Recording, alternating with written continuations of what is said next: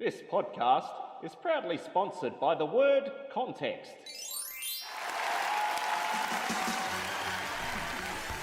Okay. Yeah.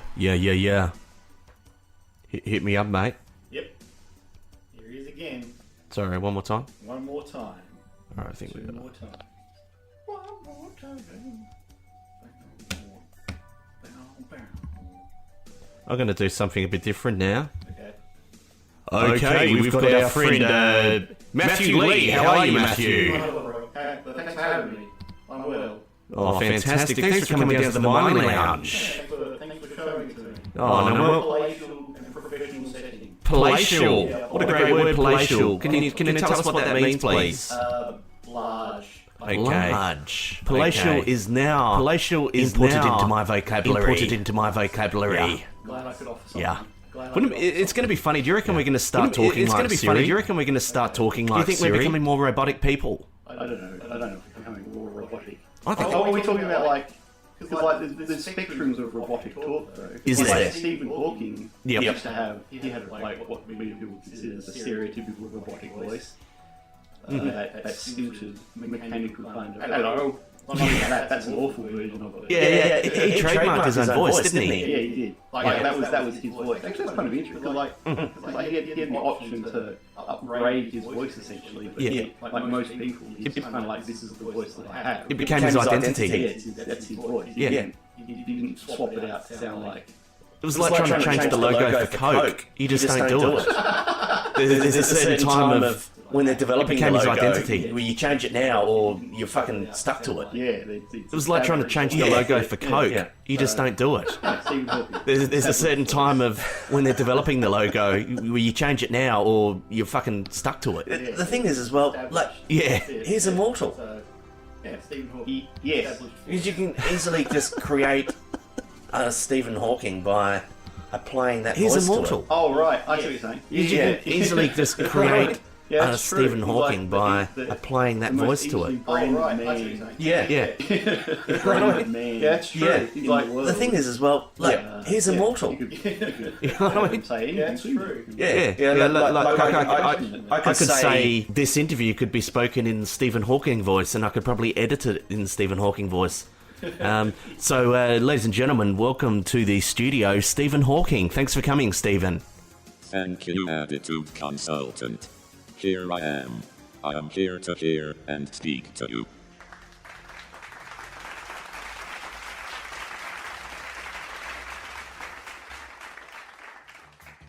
That's good. Okay.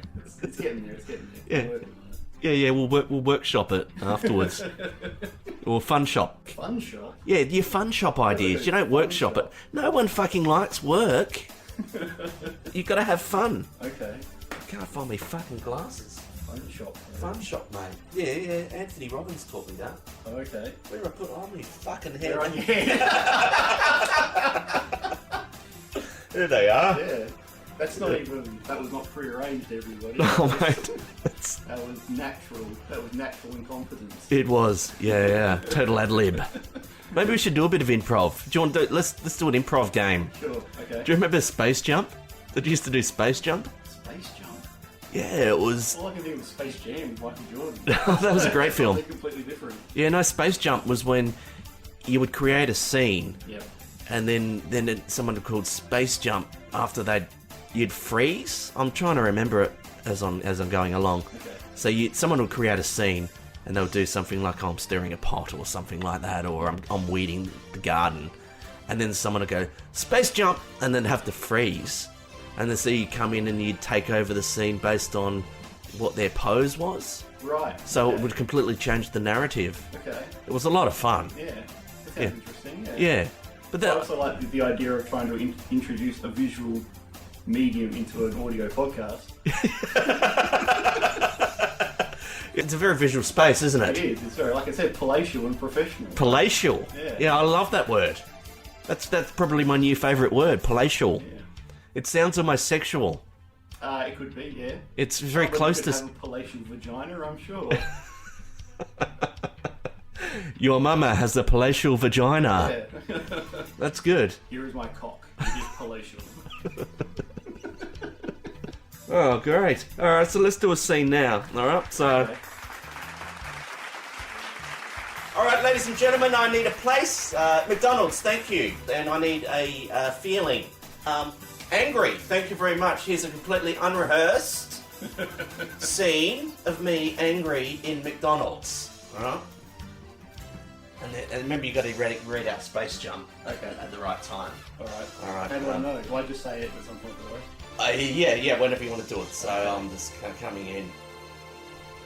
Oh, how do we do it when this? Because you're backstage, so I was just thinking you can't be in the scene. Oh, this Miley doll. Maybe the Miley doll. Okay. Could be the chick working at Macca's. Yep. Okay. Because completely unrehearsed. All right. Which was completely picked out by the audience of me angry in McDonald's. Hey y'all! Hey y'all! Hello. Do you have any pizza? No, we don't sell any pizza. Well, I'm in a hurry. Why did you order pizza if you're in a hurry? You're not. Sorry, I'm backstage, aren't I? Yeah. Okay. You're backstage. Remember to call it Space Jump when I'm doing something absolutely like because I'm not getting just angry supposed to be here. pointing out- Fucking please get me out of jail quickly because I don't know, I'm really shit at improv. I'm loving this Pizza Hut like diatribe. Hey, oh. and then I'll do something and I'll get angry and you go Space Jump. Yep. And you come in. Okay. Yeah. Okay. Oh, you want me to do that? Okay. Oh please, just Space Jump. I was waiting for the lead to the Space Jump. Okay. Yeah. All right. And then you'd come and join in because Okay. of this pose that I've ended on. All right. Yeah. Do I have to continue this? Yeah, please continue on You can the tell scene. I've done improv before. Yeah. So Do I have to do... now you come in. Okay, all right. Yeah. Like I told you before, this is pretty analogous to the. Yeah. Okay, all right. Like I told you before, we don't have pizza here. Oh, yeah, fuck Space Jump. Fuck improv. All right, Really. Yeah. Screw improv. Yeah, fuck improv. I've had times where it's like, you know what? I don't want to write anything. I just want to get up on stage and do stand-up. Yeah. And make it completely off the cuff. And I'd go out there, and it would always end in pain. Draw a blank. Yeah. Yeah. It's that thing where you're paralysed by having to make a decision about what Yeah. you're going to do. It's like when you go to the restaurant or you go to or anywhere and they're like, you know, can I take your order?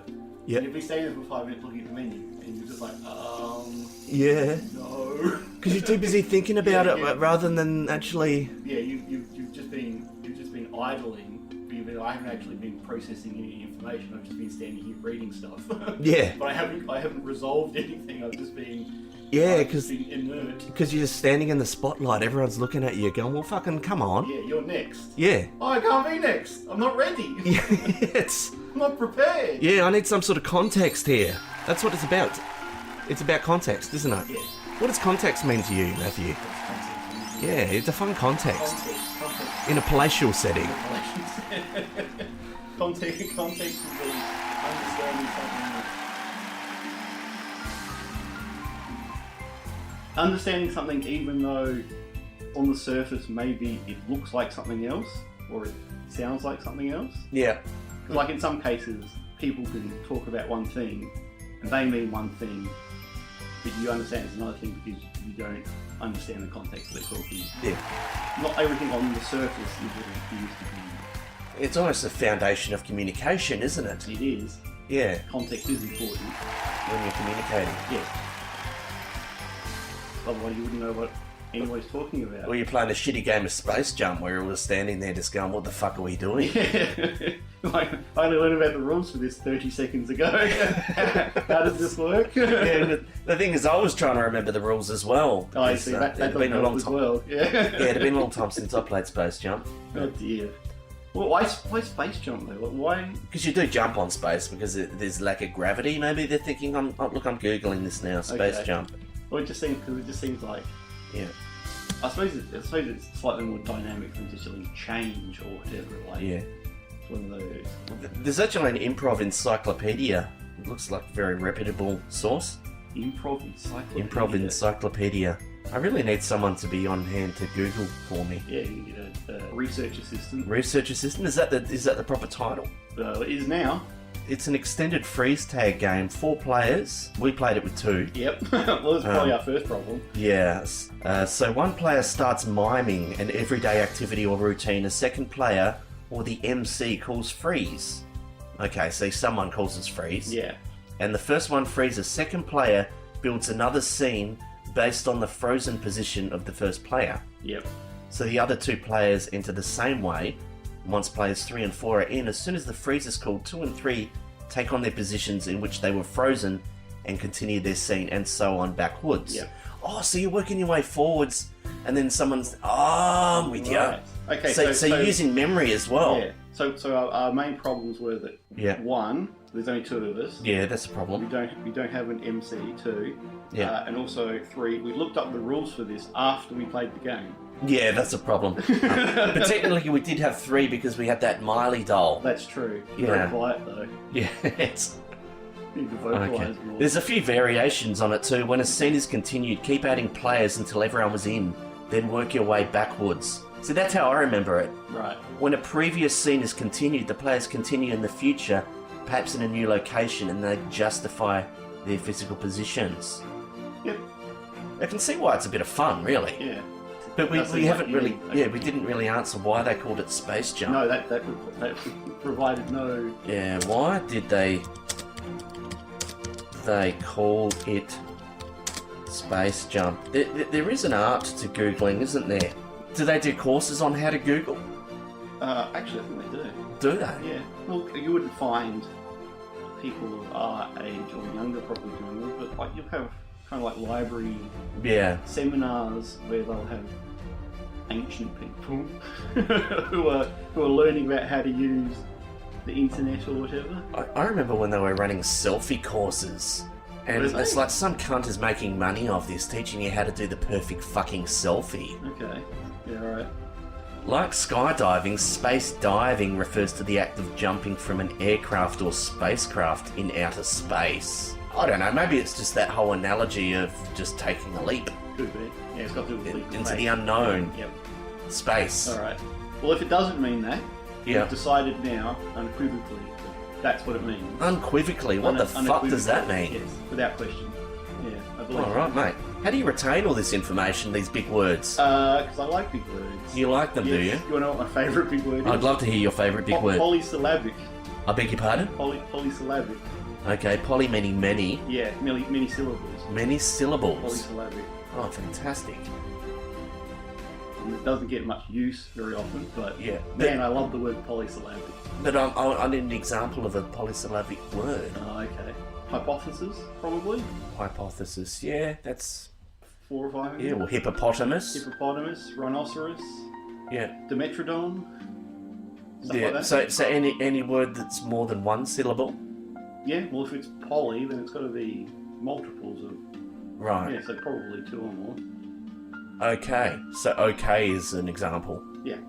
Okay, would be polysyllabic then. If going Yeah. by the definition that we've It's just very decided. basic, but it is polysyllabic Yeah. by Well, definition. there'd be ebbs and flows. There's like a lower limit of 2. Ebbs and flows is interesting as well. That's derived from water, isn't it? Is Yeah. that a water analogy? Yeah, I believe so. Isn't it funny how water it defines finances and money quite a bit? Oh yeah, Like money flows. yeah, trickle down You trick- economics and Yeah, you make it rain. yeah, making it rain. Making it rain. I can't think of any reason why that would be as well. I Like guess farmers see water as Yeah, well, they'd also see cows if they're a livestock farmer. Like cows would be Cows. just as much associated with money as water would be. So yeah. My money just keeps coming in herds, mate. I'm fucking milking it. Like I'm milking her. We need to bring forth more cow metaphors for money. Yeah. I reckon. you get a lot of pig metaphors to do with money, like pig, Yeah. pig in trough or whatever. Although that's normally associated more visually with what you'll have, like excess of money, like pigs with their face in a trough or whatever, and it's like that kind of symbolic representation of of greed and that kind of thing. Oh yeah, greed is a big thing. Yeah, for sure. Greed's a big thing now. It's kids with their Twitters and their greed. Oh mate, what is the world coming to? Oh, that's an excellent question. Yeah. Well, do you want to have another coffee break? Okay. I'm at 1 hour coffee. You know the Badcast, they do the beer break. Yeah. I've heard the beer cast a couple of times. The beer cast. The beer cast. The beer cast sounds equally as interesting. Like they do a beer break. Yep. And they go off and they had a beer, and then they play like advertising. I don't put any advertising in my podcast yet, so maybe I should put my own ads in, or just put make your up own ads. Make up ads. Or do you have an ad you want to put in? I could do an ad. I could Do do you- an ad for myself. Yeah, put one of your. If you send me an audio clip of an ad. All right. Insert audio clip here. Yes. Mark, go.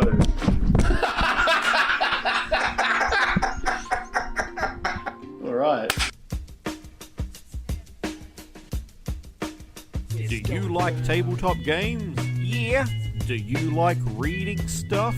Sometimes. Do you like learning about creativity and community? I keep myself in ignorance where possible. Then you will love The Campaigner, a quarterly tabletop lifestyle magazine available in print or digital. Each issue includes a game feature where game designers and publishers explain the process they went through in creating a particular game, as well as articles and interviews with subjects centered on community, lifestyle, creativity and education. But I need to feed that information hunger in me right now! You can! The Campaigner website contains news, interviews, previews and reviews. You are seriously cutting into my live stream watching time. Then go to thecampaignermagazine.com to subscribe, order back issues, or pay what you want for the digital issue. It's not just a hobby, it's a way of life. Now get out!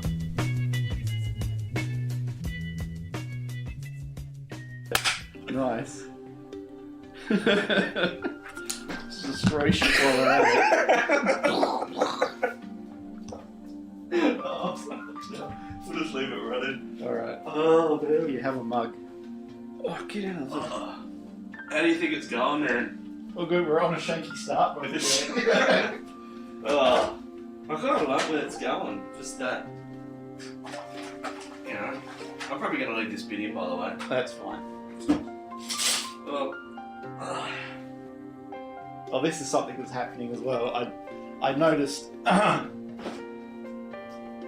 This is that weird thing where like you're young and you're like, I'm never going to turn into my father or whatever, and then I found myself tucking my shirt into my pants. Yeah, tucking my shirt into my pants now because I'm like, oh, it's chilly today, so I'll just tuck my shirt into my pants. I haven't seen your dad for a while. It's a very funny man, very dry sense of humour. Yeah, well, he's still around. He's still around? He's And he used to flirt with your mum a bit. well, that makes sense. Yeah. They are married, so. No, I used to flirt. Oh, with you your used to mum a flirt. bit. Yeah. Oh yeah, well. Yeah, he's still around. He retired. Yeah, he's retired now, so he's a man of leisure, Man of leisure. Excellent. doing leisurely things. I don't know what those are, but I assume he's doing them. No. Oh, you wanted milk and sugar, didn't you? Oh, sure. Yeah, I did that. We'll just do this coffee in parts. You'll show me the first bit, and then that's approved. Now you put the milk in. You've got to show me that, and I'll prove that, and then you can put the sugar in, and then that'll be final approval, and then you can hand it over to the client. Three-step process. I hate approval process. Who's Imagine if I had to get my podcasts approved by an ethics board before I published them. Imagine if you had to get your podcast approved by anybody. If we talk about sensitive stuff, a couple of times I have sort of waited on their approval before I posted it. Yeah. Well, that seems more like a polite thing to do than Yeah. hard and fast approval process. Like Yeah. it's being not a dickhead. like, you know, I don't want to edit things out of context. Yeah. Which is, we can't come back to context that we were talking about before. Oof. I can hear that fucking humming noise. Is that what that is? Yeah. Like there's a giant bee trapped in your wall somewhere. I reckon it's the exhaust fans. It's Oh, the okay. person upstairs. It's like, mate, could you fucking clean your exhaust fan? Like, how do I bring that forth in strata? I don't know. I don't know anything about strata. Because it's not a strata issue, it's an own and occupier issue. Yeah. But it's clearly fucking annoying me Maybe you because, can just write a note and slip it under their door. yeah. Clean your fucking fan. Actually, while we're talking about that, I normally give people a safety induction when they come in. Yeah. And I forgot to sign you in as well. I'll give you a visitor's pass. Yep. And I also generally let you know where the fire exits are. So in the case of a fire, Yep. Exit through Miley. just exit through Miley. That's Yeah. right. Through her palatial space. And also, you have used the bathroom before. I just wanted to let you know some toilet compliance. Yep. There has been issues where some of the guests have dribbled a bit on the floor. So I ask that you do sit down to take a piss, if that's okay, if you don't mind. I could probably do that. Yeah, because there have been cases of dribble I did there as well. go in there before and utilise your facilities. I did notice there's a Q-tip in there already, floating in the bowl, which makes me either believe that you've dropped something in there or you've been eating Q-tips and shooting them out. I'm not entirely sure which one it is. I was cleaning the earwax out of me fucking ears, mate. No, right. I was trying to get the bullshit out of my head. Okay. Yeah, maybe I do need to consult my own attitude on how I dispose of the Q-tips. Oh, thank fuck, that humming has stopped. There we go. Now we can continue on with this podcast. I was just about to send the runner upstairs. Hey, we're trying to We're record. trying to record an important show for the ages. People will listen to this in 100 years' time. It's, Be educated about ancient. one of the episodes has been put into the video and audio library. Really? Yeah, it was because it got nominated for the award. It Oh, was- right, yeah. Yeah, That which makes is great. sense. So in 100 years' time, maybe people would actually fucking listen to this. I was nearly going to send it to them on cassette tape, so they had to... Although that would be kind of fun, but I just wanted to get the job done. You know, sometimes you just got to get it done. Yeah, it's just gotta happen. Yeah. In any way. Like, because it's just been a complete fucking waste of time, like, sending it to analog format and then redigitizing it again. Yeah. I love that. That's so fun. Yeah, it's triple handling. I like it. But back to toilet compliance. So Oh, right, please, yeah. I ask that you do sit down to piss. Yes. I want no dribble. Yes. And also, if you do fold the toilet paper, not scrunch. Yep, Okay. I do that anyway. Yeah, because there has been plumbing issues. Okay. Yeah, so that's all I ask. Normally I'll fold it into like a swan or a plane or something, Okay. and then it goes in. Yeah, it it's flushes just a more straight through. artistic way of, of delivering your refuse. Oh, for sure. Yeah. It's just reminded me, back in the MySpace days, Yes.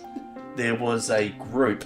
But they didn't have groups, did they? You just set up profiles for businesses and everything. Yeah, I think so. Yeah, but someone set up a profile called PP Pals, Right. which was kind of like Blood Brothers. Yep. But instead, what you do is you just synchronize when you'd flush the toilet, so you piece it cross over. That is strange but brilliant. Yeah, it's like, hey man, we're PP Pals. Like social media as a whole is kind of so-so, really. Yeah, And Facebook in particular is kind of very restrictive in what they do. MySpace was like, it used to be like the Wild West of oh, it was completely. social media. See what? Yeah, I like your Wild West analogy. What I remember about MySpace is that, because like at the beginning of this century, Yeah. when I stopped recording songs with a band, I just started recording songs by myself, and I was far more naive than I am now. I had this idea that I wouldn't use my actual name. I'd assume a name, Yes. an identity or whatever. So this is a lesson in when you come up with an idea. Just as a blanket statement, when you come up with an idea, you should probably research it first, Yeah. see whether it exists, in what context. In what context Fantastic. it exists. Yes. And so I decided on the name Sausage Boy, because Sausage Boy sounded funny. I'm like, that's a funny kind of sounding name. Yep. And I went on MySpace and I made a band page for Sausage Boy. and then within a month, I had about like 600 connections with gay site stuff, like all these kind of, and then I did a little bit of research. I'm like, oh, okay, a sausage boy is like the lower end of like how you can have these bears, huge hairy men. A sausage boy would be like the other scale of that, kind of like petite. Oh, right, like, okay. Yes. Like a twink kind of thing. Yeah, so anyway, it was a term already, but a term I did not know about, and so I've been using this name. Yeah. I've continued to use now and again. Do you ironically use it, or do you use it as a... No, I just, a name now, occasionally when I've needed to. But Yeah. mostly I've been using other names because I've been working with other people, so it's not been too bad. I hope there's no gay connotations for attitude consultant. Ooh, yeah, let's check that. It doesn't have to be gay, it could be anything. Like, it could be... Okay, let's Google. Look, I'm just Googling myself, which I often do maybe 2 or 3 times a day. Yeah, well, that's important as well. Yeah. You have to be across, your brand, so... I do find that Googling myself a couple of times a day just really centres me. Okay. Attitude consultant. Oh, thank fuck they've taken my address down off Google. Well, that's a good start. Yeah. People started blogging about me. What the fuck, man? Obviously, you're the internet's most popular attitude consultant. Well, Rowan Harry, the internet's most popular attitude consultant. AttitudeConsultant.com. what do you think about the attitude on criticism? A lot of people have a bad attitude towards criticism. See, I don't call it criticism. Like, right. It can have an element of criticism. I always think of it as feedback. So feedback can be both positive and negative. It all kind of like lumps into this one thing. So criticism, technically speaking, can be positive or negative. You can have...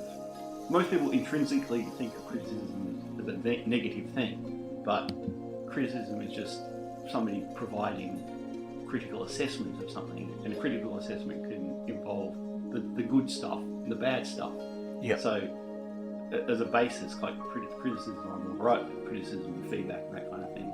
Realistically, there's no way to get better without some kind of feedback or criticism, because you don't know what you're doing that people like or don't like, or you can't assume that whatever you're doing is 100% the right thing.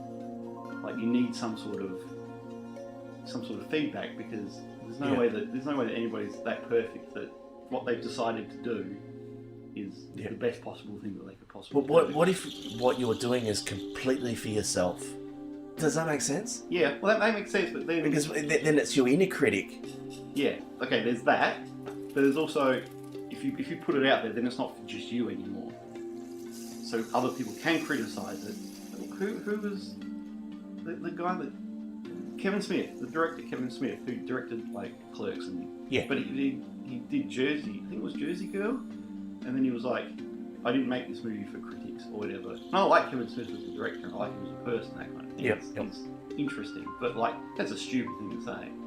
If you're going to make a movie, you have to be prepared that people are going to watch it and pass some sort of judgment. It's just, it's if you create something to be consumed, then people are going to have an opinion about it being consumed. Like, you can't pick and choose when people get to have an opinion. People just have an opinion.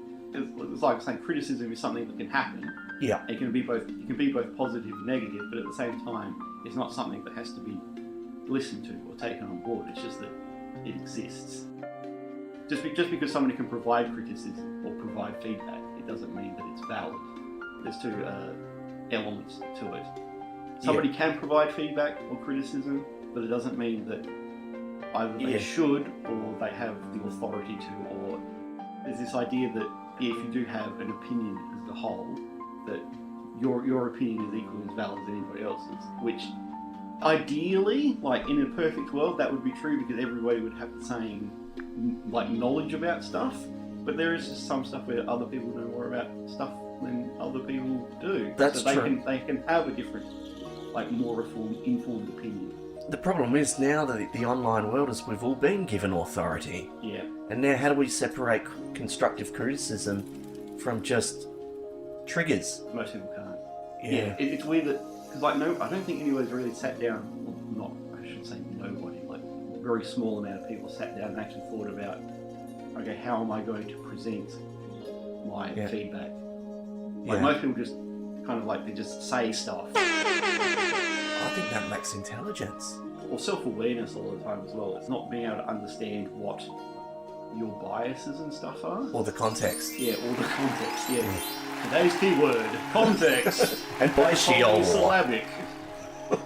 What was the other one? Polysyllabic? There used to be a guy that did mega memory courses. What is that? I don't know, he had this concept, I guess, on how to remember words and remember people's names. Yep. And he just used it by association. Okay. See, the weird thing is I can't remember names. I can remember faces. Like if somebody comes up to me and I've met them before, I'm like, hey, you look familiar. I can't remember who you are or where I met you or in what context. Context! Or in what context. Yeah. But you're familiar. Whereas just words in general, like I can remember all of those. It's just, for some reason, I can't connect names and faces. Like just general huge words. Well, I'm all over that. Mega memory. Mega memory. Yeah, you need to unleash that skill. Okay. Because it's there, apparently. I forget lots of things, but then I just remember random facts from like 30 years ago. Like, you know, what shirt I wore for my 5th birthday party or something. Oh yeah. I can access that. Remembering that stuff's great. Yeah, but just can't remember, you know. Yeah, to pay your bills. To pay my bills and stuff, which is a problem apparently. I can understand that. I also have that, what would you call it, like a nostalgic brain or whatever, where you just kind of like, I got stuff that I need to remember or to do now, or I could just have thoughts about something that happened 25 years ago. Yeah, it's funny. What triggers those thoughts? Sometimes it smells and all that sort of stuff. Or just something that's even vaguely familiar to something you've experienced before, probably. Deja vu, they say. Deja vu, they say. Yeah. I don't know how memories work, so... Yeah, how do memories work? If we were trying to remember now, in 20 years' time, would there be like... I reckon every time we hear the word context. Yeah, probably. Yeah. I think built these hooks. Yeah, attach them to things. anchors, they call it. Yeah, it's an anchor. What's the other word? Neuroassociative conditioning, where you make an association with a sense that will actually draw you back to that emotion. Okay. So if you're feeling intense anger, Yep. and you do something obscure during that time, you can actually revert back to that emotion. Okay. So what I like to do is I have a wank, like a really aggressive wank. Oh, okay. And I'll do something weird, like I might digit myself or maybe put... And then what I do is I listen to my podcast. It takes me back to that happy place. Right. Okay. Neuroassociative conditioning. Maybe what you should do is you should release some sort of instruction Yeah. for that as well. Then other people can do it as well. He's struggling for that keynote speech. Yeah.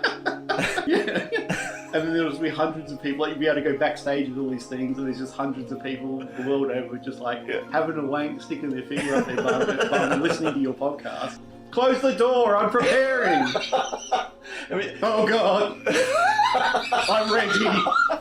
I love watching the Tony Robbins I'm the Guru thing on Netflix. Okay. But he'd actually have a trampoline backstage. What? Yeah, he would start jumping on a trampoline and then, okay, ladies and gentlemen, introducing Tony Robbins. It's like, whoa, fucking yeah, man! And he's in the zone. Fuck, he's making a lot of money, isn't he? Yeah, you can't argue that he's not making a lot of money, but... Oh, but just teaching you what you already know. Yeah. Yeah, I mean, I don't want to get Positive thinking! Yeah, she got a finger. What's that? It's like a 50s gangster. Hey, see? Ah, see? You just gotta be positive, see? Ah, see? Let's change your life by making you think positively. Fly me into fucking Sydney and I'll get out there and wear a leotard and teach people fucking calisthenics in the boardroom. That was my original job plan. That can still work out. Alright, everybody. Get your leotards on and stick your finger up your bum. So it's time to feel positive. That finger you feel inside you is being positive. See, if I'm taking the piss, I love it. Like, that's great. I can't seriously get out and do that sort of stuff. Yeah, I know, it's weird because there's actually probably people who actually do that, like, as a serious, like... And really shit at it. Oh, yeah. Like, when I worked at they had people coming in from Sydney. They were putting them up in these fancy 5-star accommodation. It was team building stuff. Like, I was just happy to get off the fucking phones because it was like this high-pressure call centre environment. Yep. So it was like, work's paid for it, great. But then I became incredibly angry because they just had this whiteboard and they were putting pictures up there and we were doing origami and shit. It was fucking pathetic. Really, it's probably one of those things where it's like, oh, you know, we have to look like we're spending so much money on our employees' well-being or whatever. Yeah. Because like we get the same thing from working at the media company I work at, where we do educational resources and stuff. That literally there are large organisations, whatever, that are just like, oh, you know, we have to spend X amount of money, whatever, on educational stuff. Yeah. So they just basically, they come to you and they go, we've got, you know, $15,000 to spend on education or whatever, do something. And it's just, they don't really care about what it is. It's just kind of like, they just need something so they can tick the box that says, educational stuff. We've helped the community by having educational things. Create the illusion that we care. Yeah, basically. In some cases, there are organisations that are interested in. I'm sure there's good products out there that fit that really well, Yeah, but there's a lot of shit. Yeah, and then there are the ones that just tick in the box. You know. It's swings and roundabouts, I suppose. I kind of really wish that I could just fit into that model. I want to know that what I'm doing is good. Like, I'm not a take the money and fuck off sort of person. Yeah, you want to deliver something. Yeah. I reckon there is a part of me that just really wants to make a difference and wants to know that what I'm doing actually has some proper tangible value. Yeah, there you go. That's a, what would you call that? A bad attitude. A worthy cause. Is it? It's a bad result in the end for you at the moment. It's not very profitable. Yeah, it's not fucking working for me. But as a, I hate to use this word, but as a spiritual endeavour, yes, something that's fulfilling, you can kind of tick that box, possibly. Sure. But yes, as a monetary success thing, yeah, maybe not so much, but as a, I don't like using the word spiritual because I don't believe in that. But you don't believe in it? Well, you obviously do because you use the word. Yeah, I know. I'm trying to think of what another self-fulfillment, okay, self-worth. Yeah, that's probably better. Spiritual, I don't. Yes. You're not really into that sort of shit? No, not at all. The only way I'm into it is when like the people come to the door and they try and sell it to you, and and I just love. You like that? I like that because I like talking about it because I'm unconvertible. so it's interesting to. You don't want to buy the product, but you. I'm happy to talk about it. But you're happy to talk about it. You like the sale pitch. Yeah, but they're always attracted to me as well because there's been like Mormons and there's been like these people from some church, the Harvard and everything else. The bus stop that I get off at is like an interchange when I come back from work, and lately, in the last 6 months, it's just been always been Mormons there, or there's been these people from this Victor Harbour Church or whatever, and 20 of us that get off the bus, they always come for me. They're always like, oh, we'll talk to this guy. I don't know if I just look like I'm depressed. Yeah, they're like spiritual predators. Yes. Ooh, yeah, I like that. Yeah. Spiritual predators, nice. Yeah. Yes, they're exactly like that.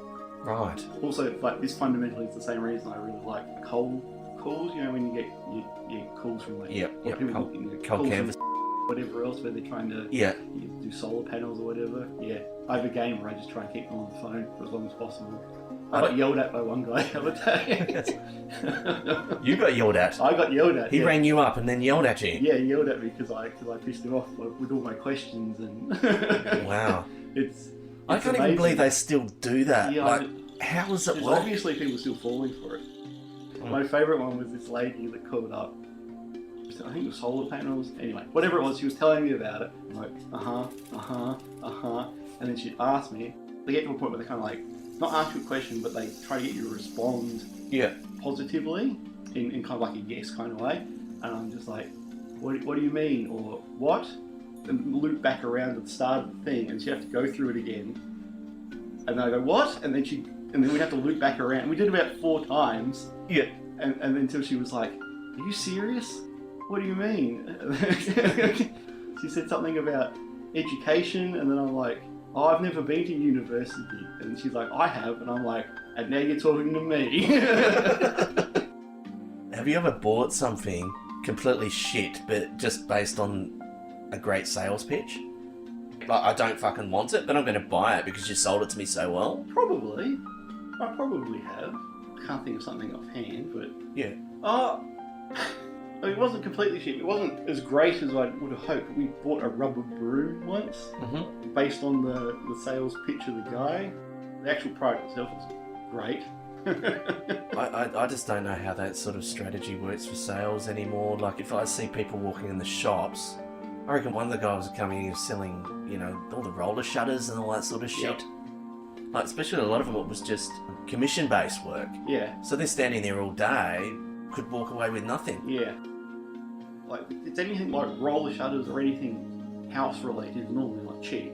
There must be a high threshold on if they sell one in like 4 days, then that must Be a week's. like be the equivalent of if you were just selling tiny stuff, like you sold hundreds of those, like this scale. I was working for and we had different campaigns. Yep. Like, you had pay structures based on how many sales you made. Okay. So I was on, mobile plans, so you had to just plan them. But because that was such an easy thing to do, you had to get 4 out of the 5 calls had to be a sale to get yourself on a good pay structure. Yeah. But I found myself working on the campaign because you only needed 1 out of 5. And you're getting paid by the time as well. So if you didn't make a single sale, you'd have a base salary, Right. Yeah. which was like fucking $500 a week or whatever. But if you made up your minutes, because you're paying this third party that I was working for, Okay. so if you made, say, 1,600 minutes during your week, Yep. you'd get $750, which was your mid-base salary, which was, at the time, like 10, 15 years ago, that was good. Yeah. So all I'd do was just keep people on the phone and wouldn't make a single sale, just to get the mid-range. So I remember Hi, you want to have a conversation? Exactly. So all I was doing was just talking about random shit. Yep. Like, every now and I then. read this sentence to you extremely slowly. It took a couple of weeks, but I reckon QA, or quality assurance, just came in and goes, "Oh, mate, Knock it off. He's taking the piss, man. He's just keeping him on the phone." It's, what a horrible job, mate.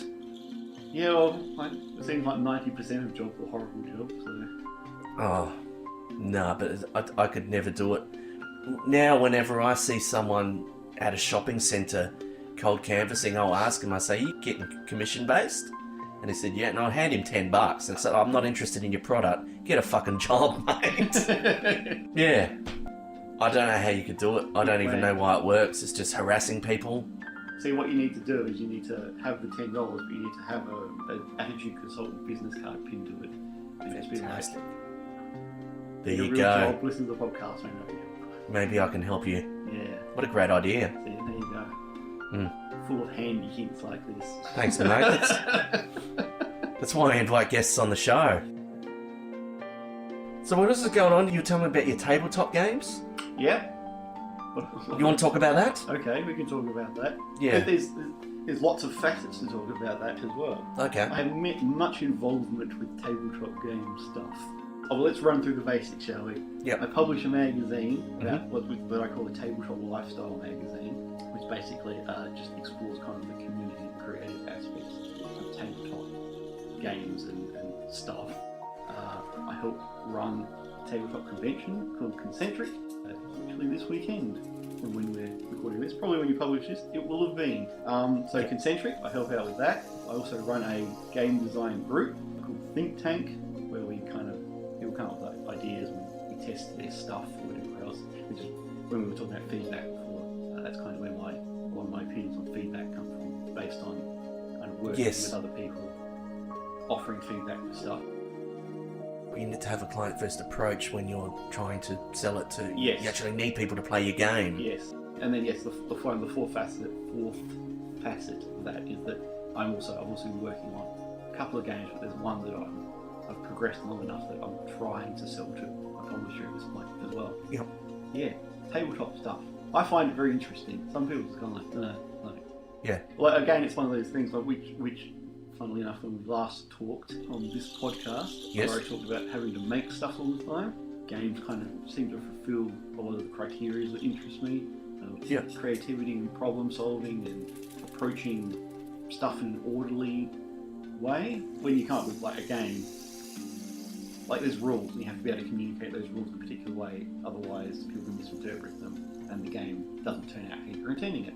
So I like the challenge of a game as a communication device. Otherwise, it's a game of Space Jump where no one knows what the fuck's going That's on. it. It's a game of Space Jump. Where's the fun in that? Yeah. So I win. Why? Because I do. yeah, that's just because I win. Yes. Which you could probably write into a game. Yeah. You just win. Yeah. Doesn't matter. I win. Yeah, it's like a game of pigeon chess, I think they call it. Pigeon chess. Yeah. Okay. Well, that's the analogy they use for people that come up with arguments online that just keep going round and round in circles. Oh, okay. It's like playing a game of chess with pigeons. They'll just shit on the board and Right. push the pieces over. Yep, that makes sense. Yeah. Pigeon chess. Pigeon chess. Sure, I can turn that into an actual game. Pigeon chess. There you go. Yeah, right. I'll think about that. I'll go back. We can attitude consultant brand it. Okay. You can sell it. Well, that's where I come to play. Yeah. Alright, put your face on all of it. Maybe it's you versus pigeons. Anyway, Yeah. I'll put something together. Pigeon chess. Join in the argument. Yeah. There you go. You could do it kind of like a card game. Would work well. Kind of Yeah. like the Cards of Humanity style, or like with the memes. Yeah, It would work really well with pigeon chess. Yeah, I think some sort of party game. Yeah. that would Yeah, work. definitely. Yeah, I'll put something together for you. All right, mate. Done. Yeah, 5%. Yeah, all right. Yeah, Sounds good. and also the Attitude Consultant brand. All right. Or just a Miley Cyrus reference is all I ask, really. Right. Yep. Yeah, Can we 5% and a Miley Cyrus reference and Okay. Attitude Consultant somehow, Yep. if that's all right. Yep. We can do all that. Done. Shaking hands. There we go. Done deal. The actual handshake. Doing Well, business. Nice. When you're working, like you're designing tabletop games, 99% of the time there's no original idea. Like everything's basically just built on stuff that's come before. A lot of the time, you'll find people who make a game that basically pulls elements from other games. Like digital games and tabletop as well is like kind of like you've got certain parameters. Yeah. Because like even with tabletop games, it's like there's just so much you can do physically. All the time you can't make these huge elaborate things unless it's like a one-off custom thing. Yeah. So it's kind of like you do have these limitations with, and like how many cards people can hold and that kind of thing. Like you can't have somebody hold 100 cards or whatever at one time. It's just not feasible. Yeah. So you do have limitations that they, like with digital games, that they mandate some sort of generic response. And obviously designing your own game, there would be so many different roles. Like even interfacing. What's your favourite part of it? Process. Well, favourite part of the process is probably be developing. It's like the one I'm working on primarily at the moment is this thing called Gnomes Come Home, where you collect the flower beds and then you try and play judges that then judge your flower bed arrangement. That has now, over time, morphed into this thing where you're building a garden that attracts gnomes. Just that entire process of having this idea about, okay, well, if I've got these two elements, how do they interact? And then you go away and you play that a couple of times and you go, okay, well, that's what happens here. Adapting ideas or discarding ideas entirely in some cases. It's about the decision-making process that I like, and going the in-between bits. And you do all the process yourself, or do you have like a team of people that you bounce ideas off? Well, there's the think tank group is basically like a genericized team. I have my game that I am working on, but I will come up with a version of it. We'll have a meeting where I'll show it to a bunch of the guys, a bunch of the members, and they'll tell me what they think, and they'll go away and I'll make changes and come back and just repeat. And I'll do the same thing for them. They'll bring games. I'll play them, I'll give them feedback and that kind of thing. So it's just like this unending circle of feedback and iteration. Until hopefully you end up with a new product. I scratch your back, you scratch mine, kind of thing. Essentially. Yeah, because everybody's got different experiences and like different knowledge about stuff. So what could be an issue, what's working really well, whatever else. And there's a lot of occasions where feedback from two people will directly contradict each other. Yeah, that's hard, isn't it? The basis of it is like kind of like somebody going, this works really well, and somebody else going, oh, this doesn't work at all. It's about kind of like passing all that information and going, okay, once I know all this, what do I pay attention to? Yeah. What do I change? And what do you think your biggest weakness is? In regards to the designing the game? Yeah. Like some of the other guys, they can do this thing where they'll have a prototype and they'll turn up and we'll play it and then we'll give feedback and they're like, okay, we can play again, but we'll change all this stuff and we'll play again right now. So for some reason I can't do that. Like I have to go away and I have to absorb all the feedback before I can play it again with any changes. I don't know why that is. I think it's because I like structure a little bit more. I can't just like on the fly be like, let's change everything and whatever else. Like, occasionally I can in very limited doses. And is that working for you or is that holding you back? Probably a bit of both. Okay. That does slow the process a little bit. At the moment with this game that's been the case, but every time I've gone away and then come back with another version, it has been a positive development.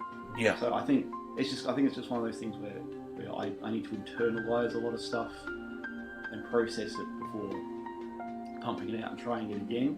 Whereas like some of the other guys can just do it on the fly, then and there. And whereas where like I got to kind of smooth it all out and understand what's going on and then move on to the next thing. Yeah, that's okay if you don't have a really tight deadline. No, yeah. If I was aiming for a particular like time frame or something, then yes, that would probably make things more difficult. But at the moment, that's not the case. Like at the moment with the game that I'm working on, the publisher expressed interest in. I didn't even think anyone was going to want to publish it. Like I was literally only working on it because it was this idea, and I developed it enough that there was a game there. Yeah. And I just at last year concentric, this publisher that was there was like, oh yeah, I heard you were working on something. I'm like, we just found like 15 minutes to play it. Yeah. And then 2 months later, he approached me at another convention. He's like, let's play it again. So you're like an indie game developer, I guess. Yes, would you ever consider working for a big major company? Yes, I would. Yeah. I mean, it would depend what company and stuff, but I wouldn't mind. Then you'd have to suspend, I guess, a lot of your beliefs and processes. I'd have to adapt it. Process, but it's one of those things where I'm probably slightly more adaptable once I'm used to just waving cash under my nose. Oh, for sure, yeah, definitely. And that's where your how you handle criticism as well. Yes, comes into. I do that fine. I mean, I've done some work for publishing before, but that's only like graphic design. Yeah, for sure. Alan Chang, if you're listening, you want to buy a game off me? Yeah. But if anyone wants to acquire the Attitude Consultant as well, feel free to write me a fucking check. Open your wallets. Yeah. It's easy. Anyone could be John Lennon until someone flings cash at you. One of my favourite bands ever, Tism. We never sold out, but that's only because nobody was buying. I love that. Yeah, it's so true. Well, mate, it's been a great chat. It sure has. Yeah, It's a lot of experience. Yeah, it's got a lot of shit to go through. What time is it? It's 3 o'clock. Yep. Fucking hell. Do you want to go to the pub or something? We go for a little bit, yeah. Get to a pub, alright? Alright. We're going to have a beer now. Did you have a call of action or anything? Oh yeah, we could do, seeing we were talking about tabletop, you can find the magazine I publish, The Campaigner Magazine, at thecampaignermagazine.com, where you can order back issues, or you can subscribe, or you can do a digital download, which is pay what you want. Give me $1, please. Or you can just do it for free, but I'd prefer $1, if at all possible. Lovely. Thank you.